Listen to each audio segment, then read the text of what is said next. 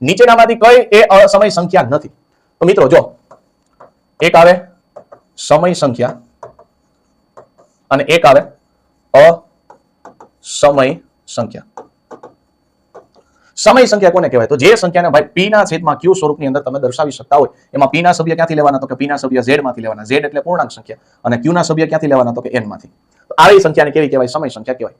અસમય સંખ્યા એટલે તો કે ભાઈ પાઈ એ અસમય સંખ્યા છે, બરાબર. અથવા તો જેનું વર્ગમૂળ ઘનમૂળ નો નીકળતું એવી સંખ્યા, અથવા તો 1.3579 પછી ડોટ ડોટ ડોટ ડોટ આ બધી સંખ્યા કેવી આવે? અસમય સંખ્યા. પણ આ ધ્યાન રાખજો 1.37 અને માથે 12 હોય તો આ બધી પાછી શેમાં આવે? સમયની અંદર આવે.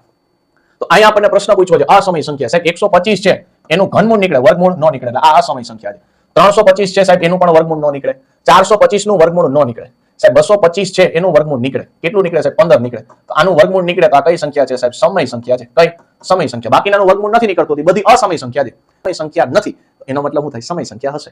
કઈ સમય સંખ્યા છે ભાઈ? Option number C.